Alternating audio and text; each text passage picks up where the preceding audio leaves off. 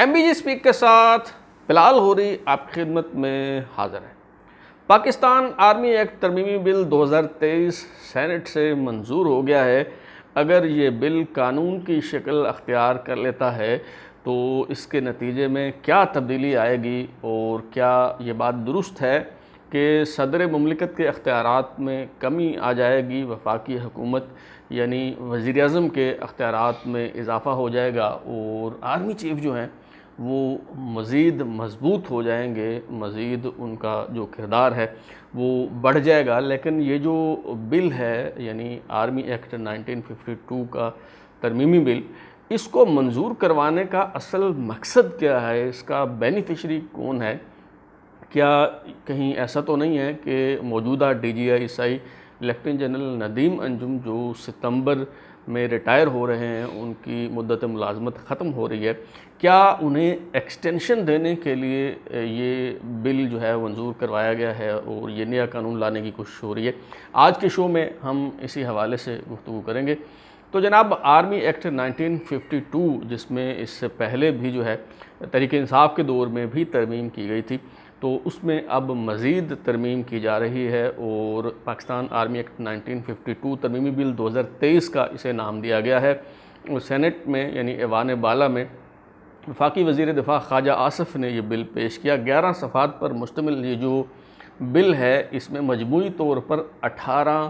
ترامیم تجویز کی گئی ہیں، اور میں کوشش کرتا ہوں کہ فرداً اس میں جو اہم ترامیم ہیں وہ آپ کے سامنے رکھوں، اور پھر جو اصل ترمیم ہے یعنی جس کے لیے یہ ساری تگ و تاز کی جا رہی ہے، وہ بھی جو ہے وہ آپ کو بتانے کی کوشش کروں۔ تو سب سے پہلے تو جناب، پاکستان آرمی ایکٹ 1952 میں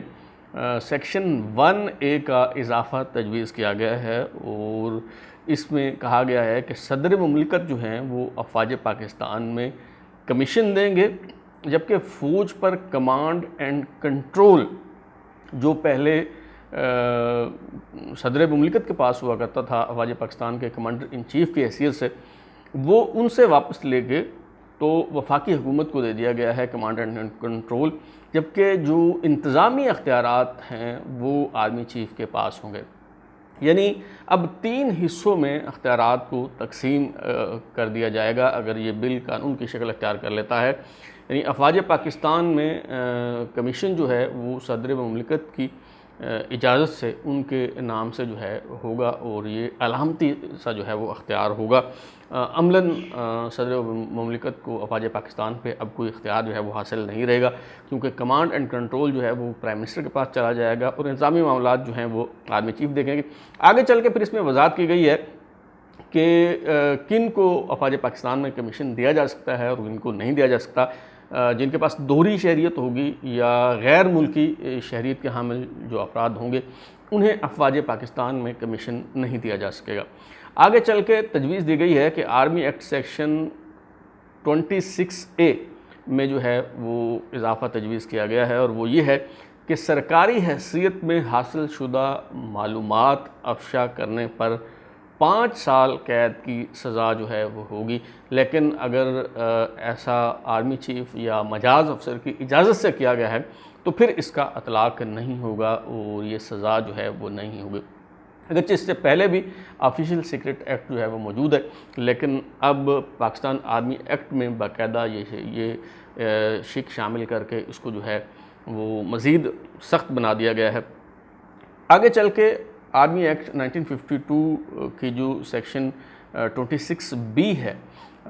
اس میں ترمیم جو ہے وہ کی گئی ہے، اور وہ یہ ہے کہ ریٹائرمنٹ، برطرفی یا استعفے کی صورت میں 2 سال تک سیاسی سرگرمیوں پر پابندی ہوگی۔ یعنی کوئی بھی فوجی افسر وہ ریٹائر ہو جاتا ہے، وہ استعفیٰ دے دیتا ہے یا اسے ملازمت سے برطرف کر دیا جاتا ہے، تو 2 سال تک وہ سیاسی سرگرمیوں میں حصہ نہیں لے سکے گا۔ یہ واضح نہیں کیا گیا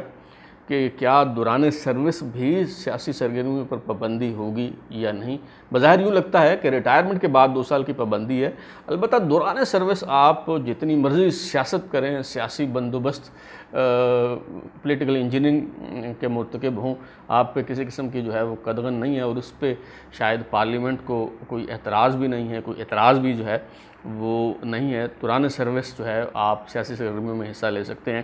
اور یہ پابندی جو ہے 2 سال کی یہ پہلے سے جو ہے وہ موجود تھی۔ پھر یہ سمجھ سے بالا تر ہے کہ دوبارہ سے اس کا ذکر جو ہے وہ کیوں کیا گیا ہے، اور باقاعدہ آرمی ایکٹ میں ترمیم کر کے یہ بات جو ہے وہ دہرائی کیوں جا رہی ہے۔ شاید اس لیے کہ یہ پابندی موجود تو تھی لیکن اس پہ عمل درآمد نہیں ہو رہا تھا۔ مثال کے طور پہ سابق army chief general Raheel Sharif جو ہیں، انہوں نے ریٹائرمنٹ کے فوری بعد ہی سعودی عرب میں جا کے جو ہے وہ ملازمت کر لی، اور انہیں NOC بھی مل گیا۔ اسی طرح کچھ سابق ISI کے سابق سربراہان ہیں جنہوں نے باہر جا کے جو ہے وہ نوکریاں کرنا شروع کر دی، انہوں نے NOC بھی نہیں لیا، اور 2 سال کی جو پابندی ہے اتنا وہ انتظار بھی انہوں نے جب نہیں کیا۔ تو شاید یہی سوچ کے یہ جو آرمی ایکٹ کی سیکشن 26B ہے اس میں اب دوبارہ سے یہ چیز ڈال دی گئی ہے کہ ریٹائرمنٹ کے بعد 2 سال تک آپ سیاسی سرگرمیوں میں حصہ نہیں لے سکتے۔ پاکستان آرمی ایکٹ میں پہلی بار مفادات کے ٹکراؤ یعنی کنفلکٹ آف انٹرسٹ کی شک بھی جو ہے وہ شامل کر دی گئی ہے۔ 55A کا اضافہ کیا گیا ہے پاکستان آرمی ایکٹ میں، اور اس میں کہا گیا ہے کہ آرمی چیف یا مجاز افسر کی اجازت کے بغیر کوئی بھی ریٹائرڈ فوجی یا فوجی افسر جو ہے وہ کسی ایسی کمپنی یا ادارے میں مشاورت یا ملازمت جو ہے وہ اختیار نہیں کرے گا جس کا پاک فوج کی جو سرگرمیاں ہیں اس سے مفادات کا جو ہے وہ ٹکراؤ ہو۔ یہ پچھلے دنوں آپ نے شاید کیس فالو کیے ہوں گے، ایک لیفٹیننٹ جنرل تھے جنہوں نے امریکن کمپنی کو مشاورت دی، اور اس پہ جو ہے وہ انہیں سزا سنائی گئی، اور شاید اسی تناظر میں یہ اب پاکستان آرمی ایکٹ میں جو ہے ایک نئی سیکشن کا اضافہ کر دیا گیا ہے تاکہ جو ریٹائرڈ فوجی افسران ہیں وہ کسی بھی ایسے ادارے میں ملازمت کرنے سے جو ہے وہ گریز کرے کہ جس کے نتیجے میں کوئی کنفلکٹ آف انٹرسٹ جو ہے وہ انوالو ہو۔ اس کے علاوہ جناب ایک اور چیز بھی ہے، وہ یہ ہے کہ اگر تو آپ ایک عام فوجی افسر ہیں تو 2 سال کی پابندی ہے آپ پہ، لیکن اگر آپ کسی حساس عہدے پہ تعینات رہے ہیں تو ایسی صورت میں 5 سال تک پابندی آپ پہ ہوگی۔ آپ نہ تو سیاسی سرگرمیوں میں حصہ لے سکیں گے، نہ کہیں ملازمت کر سکیں گے جہاں کنفلکٹ آف انٹرسٹ ہو، اور نہ کسی کو مشاورت جو ہے وہ دے سکیں گے۔ اب یہ 5 سال کی جو پابندی جو ہے وہ تجویز کی گئی ہے، اس کا کیا بیک گراؤنڈ ہے؟ مجھے ایسے محسوس ہوتا ہے کہ کچھ فوجی افسر جو عمران خان کے ہم نوا تھے، پروجیکٹ عمران کا حصہ تھے، اور جن کی ہمدردیاں ابھی تک جو ہے وہ عمران خان کے ساتھ ہیں، تو شاید یہ جو ترمیم ہے یہ ان کے لیے ہے کہ وہ جو برطرف کر دیے گئے ہیں، جو ریٹائر ہو گئے ہیں، یا جنہوں نے ریٹائرمنٹ لے لی ہے، جنہوں نے استعفیٰ دے دیا ہے، وہ 5 سال تک جو ہے وہ سیاست میں حصہ نہ لے سکیں اور کسی کو مشاورت فراہم نہ کر سکیں جہاں کنفلکٹ آف انٹرسٹ جو ہے وہ انوالو ہو، اور کہیں کوئی ملازمت بھی نہ کر سکیں، سیاسی سرگرمیوں میں حصہ نہ لے سکیں۔ تو میرا خیال ہے کہ جیسے جنرل فیاض حمید صاحب ہیں، سابق DGI ظاہر ہے DGI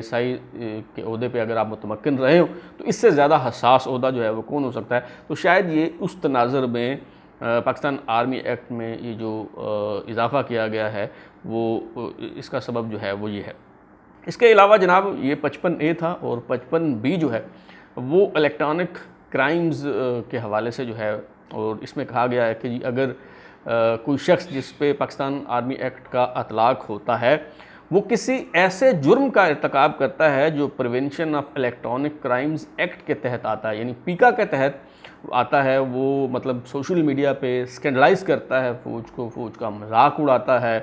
تو پاکستان آرمی ایکٹ کے تحت اس کا جو ہے وہ ٹرائل کیا جا سکے گا۔ اور پھر ایک شک جو ہے وہ ڈیفیمیشنز کے متعلق ہے، 55C وہ اس میں ڈال دی گئی ہے کہ جی اگر کوئی فوج کو بدنام کرتا ہے، نفرت پھیلاتا ہے اور فوج کو نیچا دکھانے کی کوشش کرتا ہے، اب ایک عام آدمی ایک ٹویٹر کے ذریعے، فیس بک کے ذریعے، یوٹیوب کے ذریعے فوج کو کیسے نیچا دکھا سکتا ہے؟ میں کم از کم جو ہے وہ یہ سمجھنے سے قاصر ہوں۔ تو جناب اس کا بھی ٹرائل کیا جا سکے گا اور اسے 2 سال قید اور جرمانے کی سزا جو ہے وہ سنائی جا سکے گی۔ اب یہ کوئی اچنبھے کی بات نہیں ہے، انوکھی بات نہیں ہے، جو بھی حکومت آتی ہے وہ حتی الامکان کوشش کرتی ہے وہ بوٹ پالش کرنے کی اور چمکانے کی اور خدمات بجا لانے کی پوری کوشش کرتی ہے۔ یہ ہر دور میں جو ہے وہ ہوتا رہا ہے، ہر دور میں قوانین بنتے رہے ہیں کہ فوج پہ تنقید کرنا، فوج پہ کا مذاق اڑانا، اچھا کسی فوجی افسر کے خلاف بات کرنا، یہ جو اس پہ سزائیں جو ہیں وہ تجویز کی جاتی رہی ہیں اور اس پہ قوانین جو ہے وہ بنتے رہے۔ مثال کے طور پہ جب تحریک انصاف برسر اقتدار تھی، عمران خان صاحب جو ہے وزیر اعظم تھے، تو اپریل 2021 میں پی پی سی یعنی پاکستان پینل کوڈ اور ضابطہ فوجداری میں ترمیم کر کے فوج پر تنقید کرنے والوں کے لیے 2 سال قید اور 5 لاکھ روپے جرمانے کی سزا جو ہے وہ تجویز کی گئی تھی۔ اور عمران خان صاحب خود بھی اس کہا کرتے تھے کہ آرمی چیف پہ جو تنقید کرنا ہے، فوج پہ تنقید کرنا وہ غداری ہے۔ اور شیخ رشید صاحب جو اس وقت وفاقی وزیر تھے وہ تو کہتے تھے کہ جی فوج پہ تنقید کرنے والوں کی زبان کھینچ لینی چاہیے۔ تو اب جب فوج پہ تنقید کرنے والوں کی زبانیں کھینچی جا رہی ہیں تو انہیں بڑی تکلیف ہو رہی ہے۔ تو اب بھی جو لوگ برسر اقتدار ہیں وہ بوٹ پالش کر رہے ہیں اور وہ اس طرح کے قوانین جو ہیں وہ بنا رہے ہیں، اور جب وہ اپوزیشن میں ہوں گے تو یہی قوانین ان کے خلاف جو ہے وہ استعمال ہوں گے۔ تو یہ کوئی نئی چیز جو ہے وہ نہیں ہے۔ آگے چلتے ہیں جناب، یہ جو 175C اور 175D ہے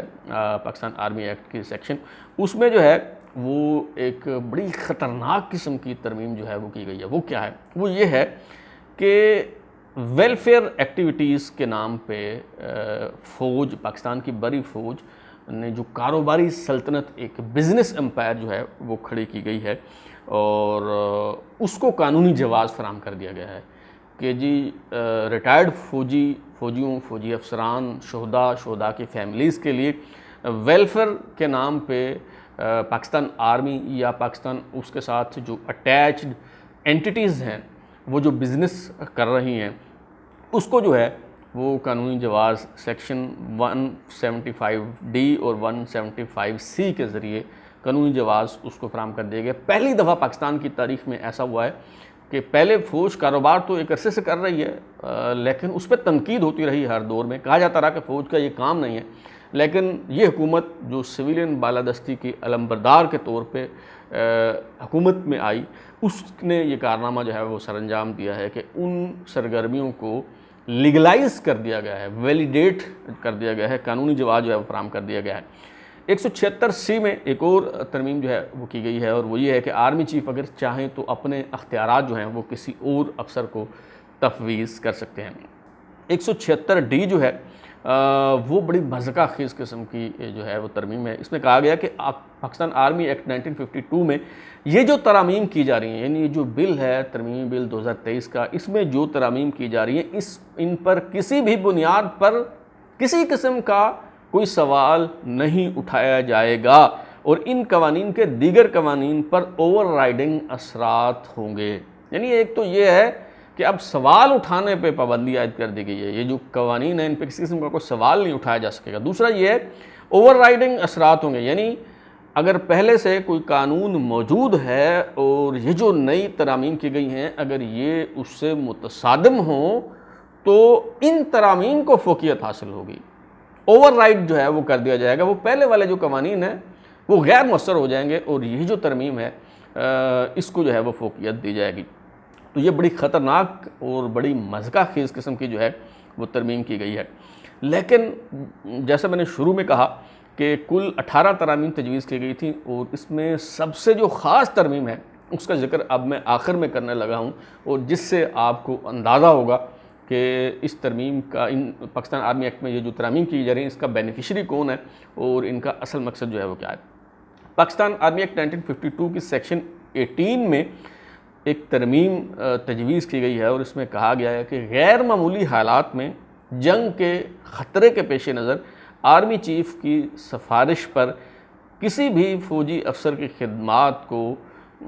وفاقی حکومت جو ہے وہ 60 سال کی عمر تک ملازمت پر برقرار رکھ سکے گی، اور اس کے لیے صدر مملکت کی اجازت یا منظوری لینا ضروری نہیں ہوگا۔